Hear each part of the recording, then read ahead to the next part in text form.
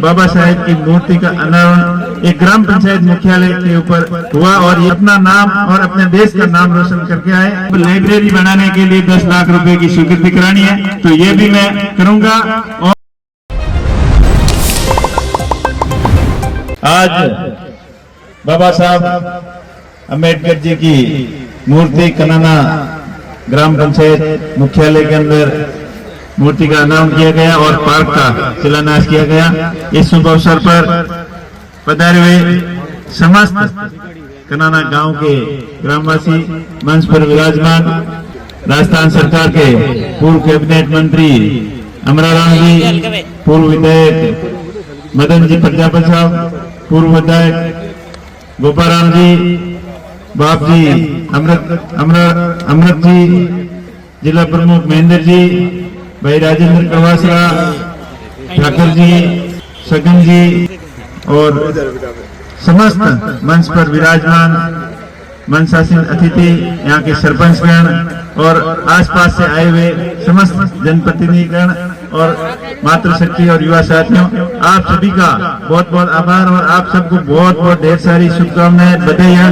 इस शुभ अवसर की बाबा साहेब की मूर्ति का अनावरण एक ग्राम पंचायत मुख्यालय के ऊपर हुआ और ये शुरुआत हुई है, एक अच्छी शुरुआत है।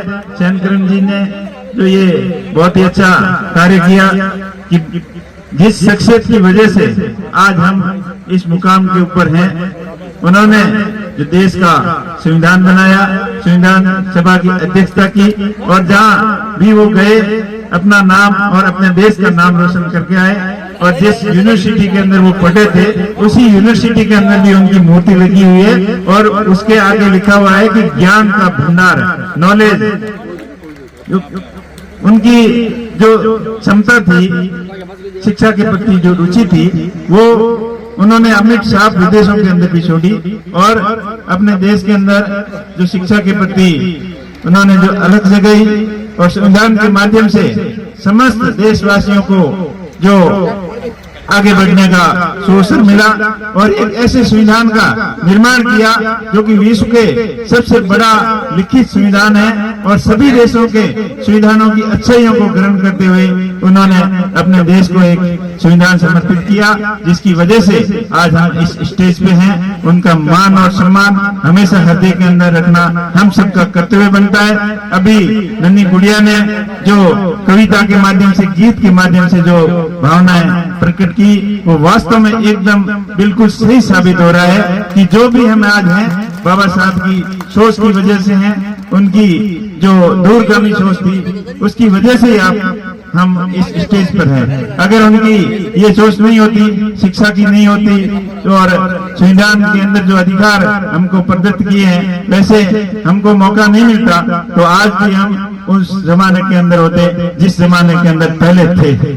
और जो उनका सपना था, वो सपना अभी पूर्ण रूप से साकार नहीं हुआ है। उस सपने की दिशा के अंदर अपन आगे तो बढ़े हैं, लेकिन 50-60% तक ही बढ़े हैं। अभी अमराराम जी बता रहे थे कि शिविर लगने के लिए कोई तैयार नहीं होता, लेकिन आज वो समय आ गया अमराराम जी। अभी मैंने देखा था नगर पालिका के अंदर कोई भर्ती निकली थी, वहां पर MA BA ग्रेजुएट और डिप्लोमा इंजीनियरिंग की डिग्री लिए हुए बच्चे घूम रहे हैं कि हमको ये नौकरी मिल जाए। पर ये इस जमाने की सोच है कि कोई काम की वजह से, कोई काम के स्तर की वजह से भेदभाव नहीं हो रहा है और आने वाले समय में बिल्कुल भेदभाव नहीं रहेगा, ये हम सभी उम्मीद करते हैं। और इसकी मेन वजह थी वो शिक्षा थी। जो भेदभाव करने वालों के अंदर भी शिक्षा की कमी थी और भेदभाव सहन करने वालों के अंदर भी शिक्षा की कमी थी।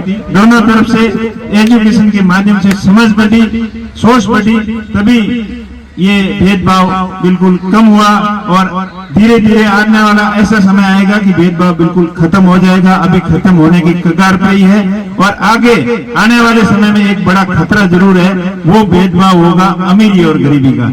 आज जो देश के हालात बने हुए हैं, अमीर बहुत अमीर बनता जा रहा है और मध्यम वर्ग और पिछड़ा वर्ग गरीब है, वो उनकी आर्थिक स्थिति बहुत खराब होती जा रही है। ये आने वाले समय के लिए चिंता की बात है और इसका समाधान ही शिक्षा है।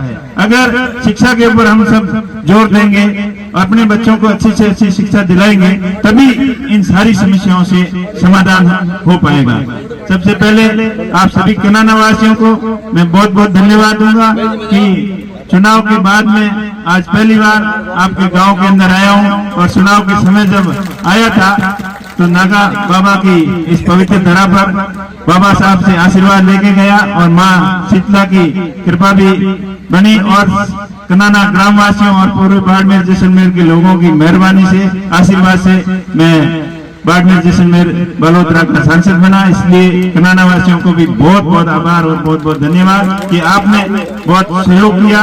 और समय और परिस्थितियां आदमियों की अलग अलग होती है, लेकिन ऐसी परिस्थितियों के अंदर भी आपने खूब सहयोग किया, इसलिए आपका बहुत बहुत आभार, बहुत बहुत धन्यवाद।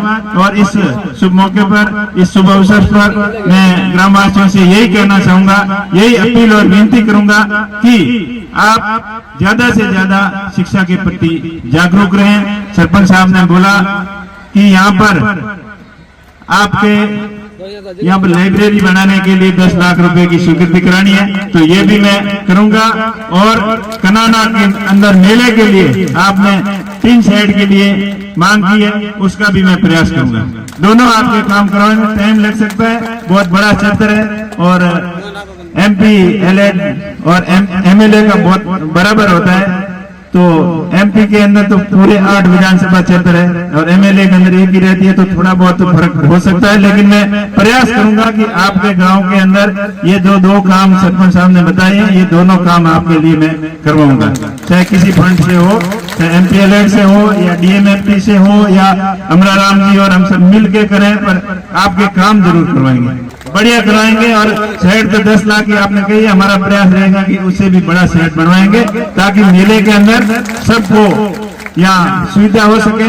ये मारवाड़ का पवित्र शीतला माता का स्थान है, और यहाँ पूरे मारवाड़ के लोग शीतला माता के दर्शन करने के लिए मेले के अंदर आते हैं, और माता की कृपा सभी क्षेत्रवासियों पर बनी रहती है। और ये अपनी मारवाड़ की मरुगंगा लोनी नदी के बारे में भी अमराराम जी ने भी बोला था। तो वास्तव में नदी बहुत ही प्रदूषित होती जा रही है, और नदी के संरक्षण के ऊपर गवर्नमेंट की तरफ से, मैं अभी की नहीं बात कर रहा, नहीं पहले की बात कर रहा, हम सबकी जवाबदारी रही है कि इस नदी के संरक्षण में कहीं न कहीं हमारी कमी रही है, ताकि इस नदी के अंदर जो लोग, जो औद्योगिक इकाइयों का गंदा पानी हो, चाहे अवैध खनन के माध्यम से हो, इस नदी को बर्बाद जो कर रहे हैं, तो आने वाले समय में विकट स्थितियां हो सकती है। इसलिए हम सबकी जवाबदारी बनती है कि इस नदी का संरक्षण करें, और नदी के को प्रदूषित कोई नहीं करें, इसके लिए हम जागरूक रहें। अगर जागरूक रहेंगे